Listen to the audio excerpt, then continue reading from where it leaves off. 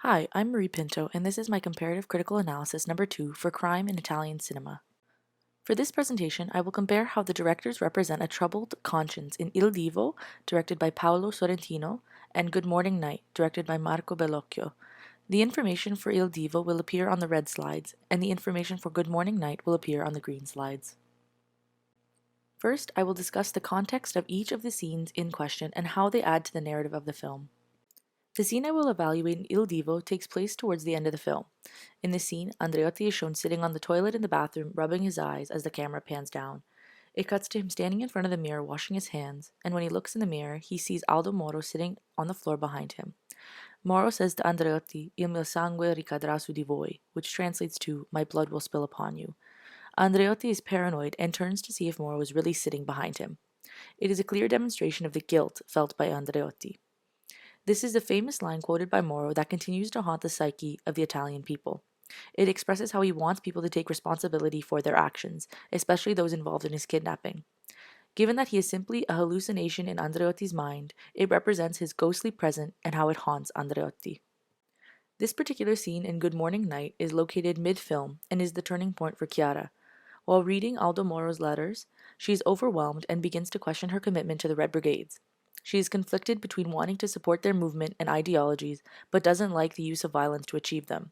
She gets flooded with memories of her father and compares his situation to Aldo Moro's. She also sees her comrades from a new perspective, and it saddens her. Next, I will compare and contrast the settings for these scenes. Il Divo takes place in the 1990s, from Andreotti's seventh election into government in 1992 to his trial in 1995. Sorrentino makes this film historically accurate in terms of the fact that he uses actors to represent real people from this time period and loosely reproduces key historical events around the spectacular life of Giulio Andreotti. The scene begins with Andreotti in the bathroom. The lighting is very dim, it's dark, there's a lot of shadows cast across his face and body.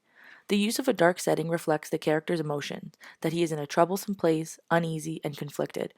In addition, the fact that the scene begins with him sitting on the toilet shows that he is alone and in a vulnerable state, which can account for why he sees the hallucinations moments later in the bathroom mirror. It is his guilty conscience trying to communicate with him. Good Morning Night takes place around 1978 and follows from the kidnapping through to the death of Aldo Moro by the Red Brigades. Bellocchio follows the story of Anna Laura Braghetti, a female terrorist in the Red Brigade, who the character of Chiara is based off of. The film follows many of her experiences as recounted in Braghetti's memoirs. In this scene, Chiara is in the apartment, which is a historically accurate recreation of the actual Via Montalcini 8 that held Moro. The accuracy adds to the realism of the film, so the viewer wants to believe the narrative unfolding before them to be true. Next, I will discuss an aspect of the mise-en-scène for each scene. For the mise-en-scène in Il Divo, I'm going to focus on lighting. Sorrentino uses a lot of darkness and shadows across Andreotti's face, which is reflective of the darkness felt inside as he's troubled by his guilty conscience. The only light used is on things that Sorrentino wants to make sure the viewer sees, like the sink and the toilet, so he can confirm that Andreotti is in fact in a bathroom. The use of a theatrical style spotlight over Aldo Moro in the hallucination puts a lot of emphasis on his presence in the scene. The light remaining in Moro's place after the hallucination is gone is reflective of how the few words he says has a powerful impact on Andreotti. They're trying to make him recognize his guilt and take responsibility for his actions. For the mise-en-scène in Good Morning Night, I'm going to focus on the composition, specifically the framing. This scene consists of many quick scenes in succession, many of which are very tight close-ups of Chiara, her comrades, and Aldo Moro. For Chiara, it demonstrates constriction and internal conflict that she cannot escape, which is the use of violence to support her cause.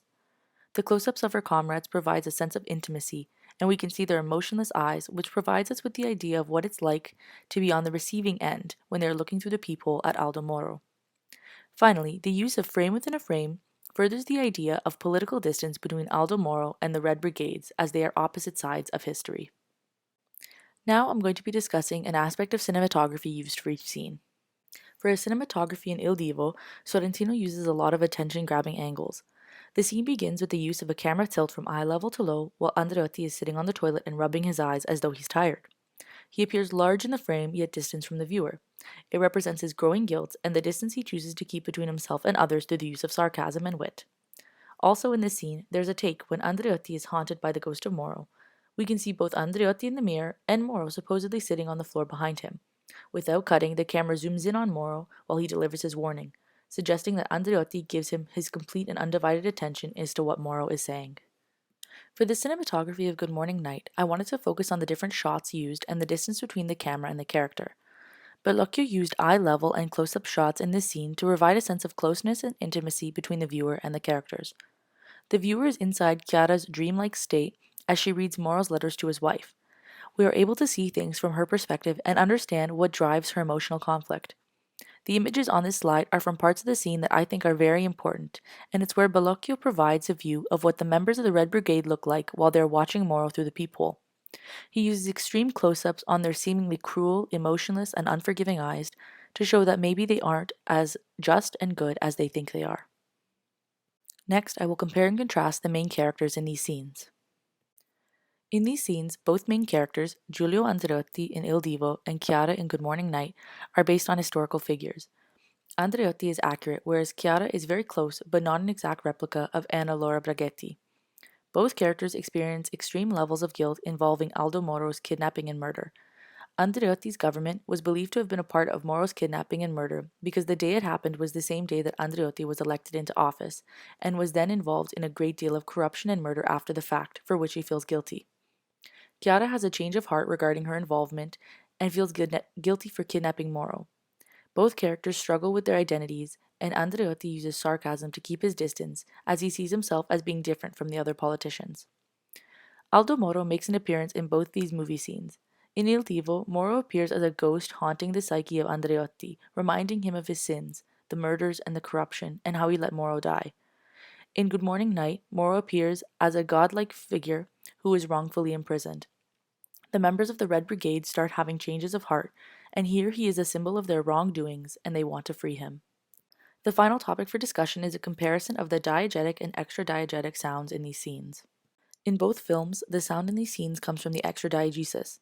In Il Divo, there is an ominous, slow string melody with many pauses, which give it a very suspenseful feeling. It represents the self-reflection by Andreotti to the deepest parts of his conscience. He is feeling the guilt surface, and the sound resembles that of a warning call, similar to the warning given through the ghost of Aldo Moro's message. The music crescendos when Andreotti is most uneasy, and he turns around rather abruptly to see if Moro is really behind him. In Good Morning Night, Chiara is reading Aldo Moro's letters to his wife in her head. At the same time, Pink Floyd's Great Gig in the Sky and past letters from the resistance fighters overlap with Moro's letters. This combination represents the overwhelming and deeply emotional feelings Chiara is having. It further emphasizes her confliction and internal turmoil between her abiding by her morals and using violence to achieve her goals. Through combining all these topics, we can discuss how these scenes help us interpret the major themes of the film. I think the use of Aldo Moro in both these scenes played an important role in how the viewer interprets the major themes of the film. In Il Divo, the scene actually occurs, but Andreotti experiences a dreamlike state where he pictures Moro in the bathroom with him. It brings a lot of attention to his self-reflection and how his conscience is troubled by his past actions. Aldo Moro's warning signifies Andreotti's guilt surfacing and showing through for not helping save Moro and for all of his actions since then. In Good Morning Night, Aldo Moro is portrayed as more of a Christ-like victim who is resurrected in Chiara's dreams and causes her to reflect on her involvement in the Red Brigades.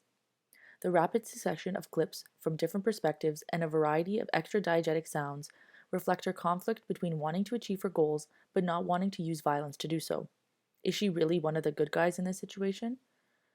Aldo Moro is a symbol to many Italians of guilt. There are always three sides to history: yours, mine, and the truth. No one is ever truly good, and your life is always going to be haunted by your actions. You will only truly be able to survive if you can justify them to yourself and be less impacted by the guilt you experience. Thank you very much for listening to my presentation.